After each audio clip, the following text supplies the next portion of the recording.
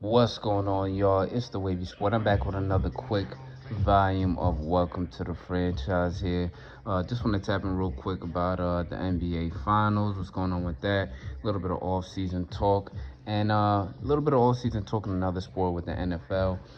This one probably going to be a quick one here, but just want to talk about what's been going on in the finals, a little bit of the talk around it. It is a slow time in sports right now, but let's tap into the topics that we can that people been talking about here.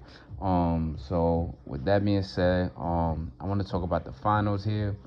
NBA Finals second game was a blowout. As I did predict, one of those games were gonna be a blowout. I thought it would be the first game. The first game I actually didn't even have a chance to watch it. I saw the highlights though, and I saw the buzzer beater that Hallie had to beat them in that first game, even though OKC had a 20-point lead. I've been saying this watching Indiana, especially in the Knicks series. No, I mean, even in the Cavs series, no 20-point, 15-point lead is safe for those guys. They play all the way to the end, so you got to respect that. But in the second game right here, OKC, they said, fuck that. We about to really focus up and close out the game. And even though I think I saw at some point while I was trying to keep track of the score and what I was doing and everything, I couldn't really watch the game.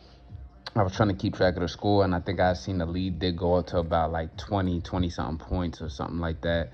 But still, even in the end, obviously OKC won the game, 123 to 107. The Pacers still started coming back in the end. It's a good thing that OKC was able to hold on to their lead and close it out. Because what I was saying while I was looking at it towards the end, I was like, oh shit, I hope these motherfuckers hold on to that lead. Don't let the Pacers come back again and make it interesting there. But I think that so far, if you're a basketball fan or just a fan, a team-specific fan, obviously if you're an OKC fan, Indiana fan, you're enjoying this series tied up 1-1, so it's interesting. If you're a basketball fan, like I said, it's probably interesting for you.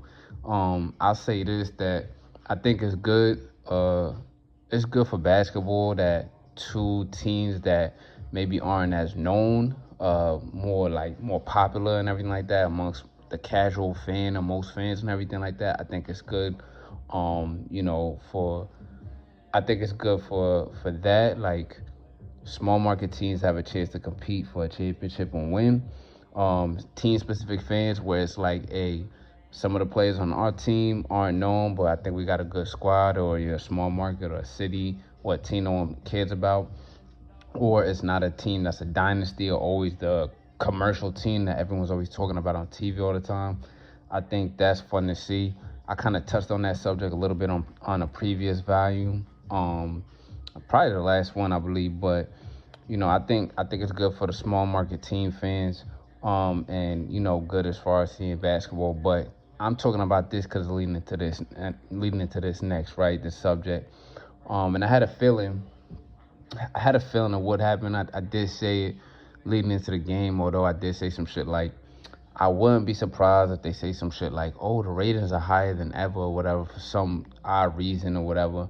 That's just me being a little skeptical, like, oh, they probably gonna try and fudge the numbers up to make it seem like, oh, you see, small market teams win and this, that, you can look at these teams and shit and the ratings are higher. But, I did also say that as something along the lines that this is probably not going to be as perceived to be, a popular series to watch, or people aren't going to really want to watch like that.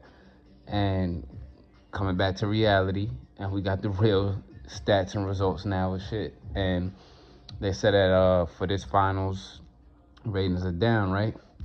So, of course, everybody's talking about, oh, well, small market, this, that, or whatever's to blame, or SGH from Canada and not from America, and all that shit. I'm like, nah. Those are all bullshit ass, generic ass, just cookie cutter statements and takes that everybody's always gonna have. It's a cop out right there. You can't blame the small market shit. That shit is dead. We all know that's gonna be a factor. Yeah, small market, whatever, but you can't keep throwing that out there for another fucking 5, 10, 20 years as an argument and all that shit, right? This is what it is. This is what I think the reason to blame is. We don't really know these niggas like that. And when I say that, we definitely don't know these niggas on the Pacers squad. We don't know them niggas like that. I've been saying this though for a minute too. I don't know a Mathurin. I don't know a fucking Nembhard. I think I said it about the last series against the Knicks and the series against the Knicks last year too. I'm like, yo, I don't know who these motherfuckers are. They coming out of nowhere and just, you know what I'm saying? They winning. Like, nobody wants to see that shit. Outside of Halliburton on the Pacers and maybe Miles Turner, nobody knows who the fuck the Pacers are for real. You know, maybe they know the coach also because he won a championship with Dallas. You know what I'm saying? But those are for real, like, basketball heads like that really know that shit. But I think that's the bigger reason to blame. We don't know these niggas at all. And then I could say the same thing with OKC for the casual fan, or, you know what I mean, someone who is always into basketball but hasn't had the time to really pay attention to all of the players and the names like that, and they're just coming back to it. Me personally, I know some of the players on OKC, but more than most, of course, everyone's gonna know just, of course, SGA MVP, SGA, Chet, and J-Dub. Everybody else, who the fuck are these niggas? Everybody know Caruso because the work he put in when he won that championship in the bubble with the Lakers. You know, his gameplay tenacity, he's just a fun guy to root for. So that's who you know. I know some of the other guys. You got Isaiah Joe, you got Lou Dort, you got Wiggins off the bench. I think Jalen Williams, he comes and gets some minutes sometimes. Isaiah Hardenstein, but we knew about him from playing with the Knicks. So, you know, that's what we do know. But other than that, I think that's a factor for people that, you know, around this time in the summertime when the finals are on, people probably want to go outside a little bit. They want to go to a bar. When they go to the bar, they're like, oh, the game is on. And they wanted to be interesting, like, oh, shit, like, I think I know this dude, or he went to my school. I remember when he played for this team, that team, whatever. But I don't think motherfuckers know this shit, and it's not that interesting to them. They're like, yo, who the fuck are these niggas on Indiana, and who the fuck are these niggas on OKC? And, you know, I think you got to think about that factor, and that's kind of the blame there. But at the same time, I'm not trying to put it specifically on these players like, yo, all these niggas is bums, or these niggas is ass, we don't know who they are. It's not that. We could go into a whole argument for days about that, which on some previous videos I spoke about, like, yo, these one and done niggas and shit, y'all gave all the shine and kept pushing and pumping these niggas for so long that some of the dudes that have been playing 2 to 4 years, they get in the league and they get lost in the ether because you don't want to pump their name out there and they actually produce in the NBA. With these one and done niggas, they don't even play, or they be out of the league in like 3-4 years. But to digress from that, like I said, can't put it all on the players. I'm not saying these niggas is bum ass niggas because we don't know who they are. The biggest reason to blame that I'm gonna say is the NBA TV package, man. That is the number one blame right here. NBA TV, that shit is really to blame, I think, because you had about 2 to 3 years, maybe more, of it just seemed like every OKC game was on NBA TV, 10 o'clock at night, or some weird shit like the middle of the daytime, 3:30 p.m., you know, on NBA TV. And I think sometimes, if I'm not mistaken, not that I pay attention to Pacers like that, they get some primetime games here and there, but they would be on just NBA TV also. Mind you, most sport fans and shit, like actual sport fans, not just basketball, and even basketball fans, you know what I mean? Who the fuck want to pay out the ass for NBA TV package when you're paying for the NFL TV package? Then you got to pay for YouTube now. Then you got to pay for Amazon now. And you got to pay for FedEx TV now. All kind of dumb shit coming out of fucking nowhere just to watch the team you like or just to watch the sport you like. And when it comes to you being solely into basketball, you like, yo, look at the crazy times they got this game on NBA TV when I just want to watch my team, or you just want to watch a good game. So you got 2 to 3 years of building up a rhythm like that for fans. They don't know where to watch or where to find a team like OKC or where to find a team like the Indiana Pacers, other than every now and then they're coming on ESPN on a Wednesday night at like 7:30. when it's like, yo, I'm not really paying this. I know nothing was going on Wednesday for real. Fuck that shit. Or you know what I mean? And then you got them on a Friday playing against a team you don't care about. Like, okay, it's the Pacers versus the Brooklyn Nets on a Friday night at 7:30. No one's looking for that. No one's checking for that game, yo. No one's checking for that shit at all. So back to what I was saying, I blame the NBA TV package for sure. Is the number one blame why probably the ratings or the interest isn't really there from fans in this NBA Finals series, because people don't know about these teams after years and years of not knowing who they were, where they came from, this, that, unless you are a really, really pure basketball fan or you follow these players. I mean, Halliburton, he's a really great player. SGA's been a great player on the rise for years and years, even before this this MVP season. This was in the making for years and years. Same thing with Halliburton's rise. He's been a pretty decent player and worked his way up to being really good this year as well.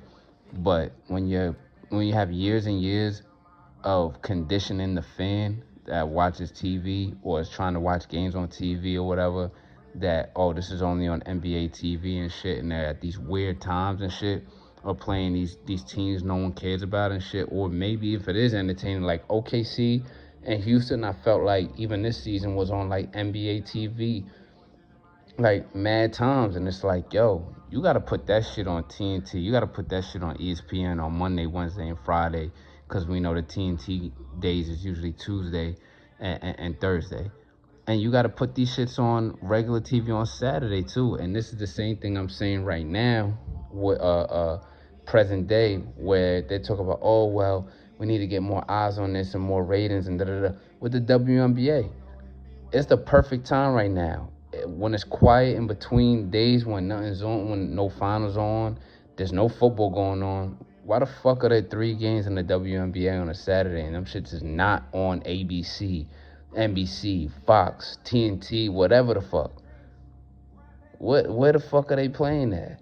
So when they do shit like that, that makes it hard to drive the interest in knowing who these players are, driving the interest of being like really excited, be like, okay, I'm gonna be up for this. But at the same time, the little sneaky factor we all know, that Knicks and T-Wolves finals matchup would have been fucking crazy. We all would have been, them ratings would have been out of here. Would have been crazy because of just interesting, of course, the trade.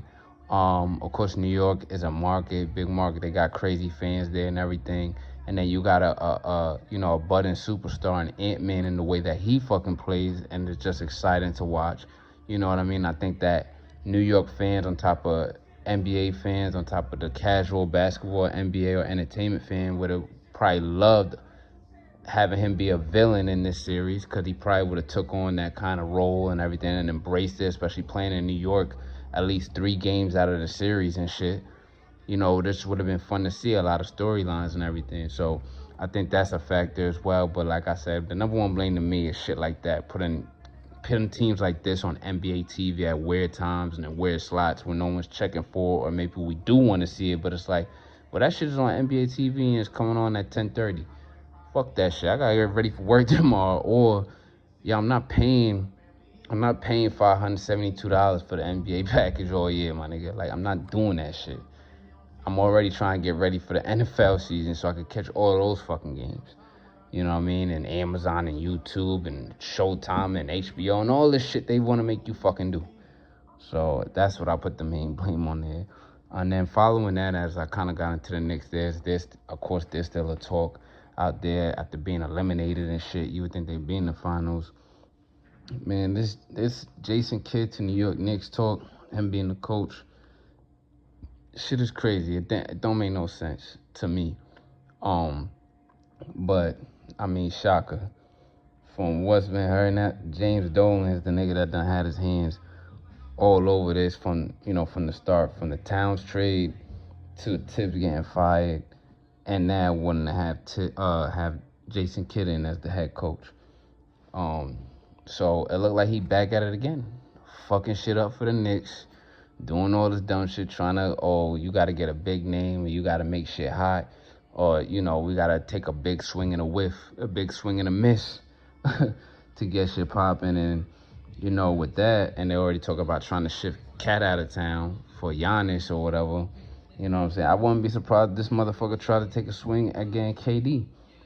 I wouldn't be surprised at all, because it looked like he back at it, fucking shit up again for the Knicks. And, I just feel like it's going to be a big swing and a miss if you swing for someone like KD. Now, if you do swing for someone like Giannis, and he's familiar with and you do pull off the big swing for Jason Kidd, and you do get him, which is probably going to happen now. You know what I mean? Like, if you get Giannis, cool. Since Giannis, J. Kidd was his coach for a moment, and I think Giannis liked him as his coach or whatever, so they say. But you do that, and I already know what's gonna happen. The other team, the asking price for getting Giannis, you're gonna have to sacrifice some shit.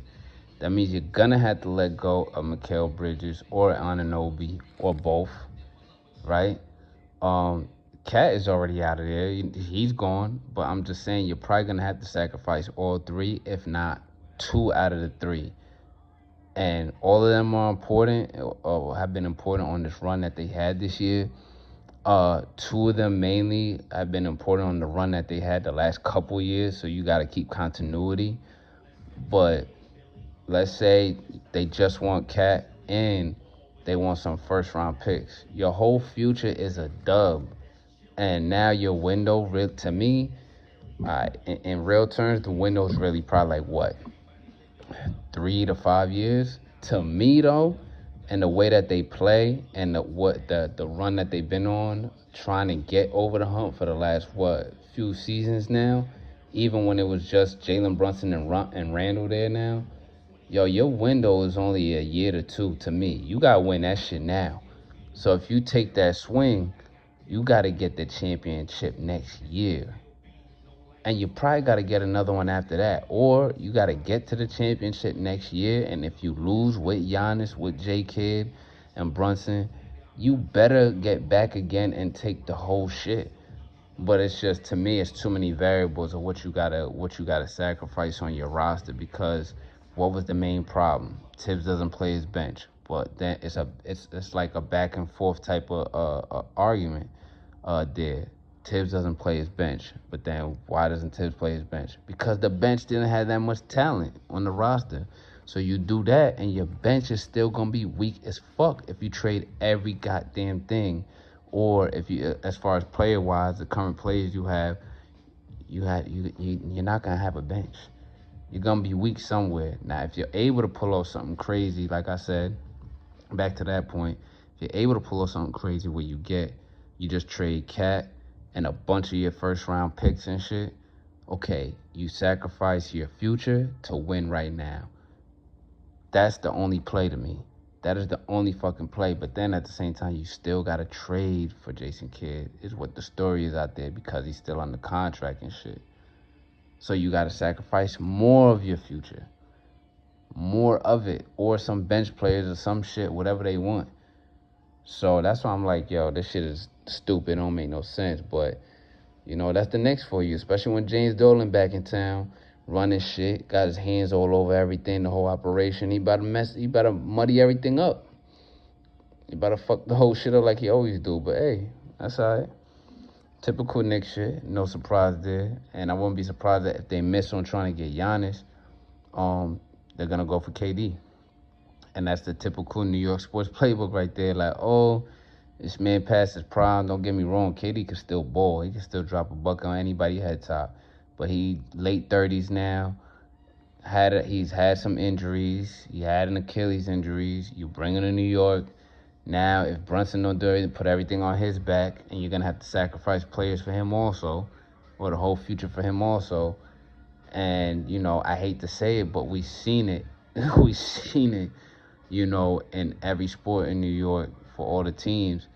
Oh, they over the hill, we can still get them, and they don't take you to the promised land. Or worst case scenario, which we've seen, they get fucking hurt. You know what I mean? So I don't know. I don't know what the play is. If they could pull it all off the right way with the right players, or not have to sacrifice too much, and execute and bring in a chip in a 1 to 2 year span, 1 to 2 season span, then cool. I never seen it done, but in my whole time of being alive, but we're in different times now. Anything can happen these days. So I had to see on that. But for right now, that's gonna wrap up this volume of Welcome to the Franchise here with me today. Y'all out there be easy.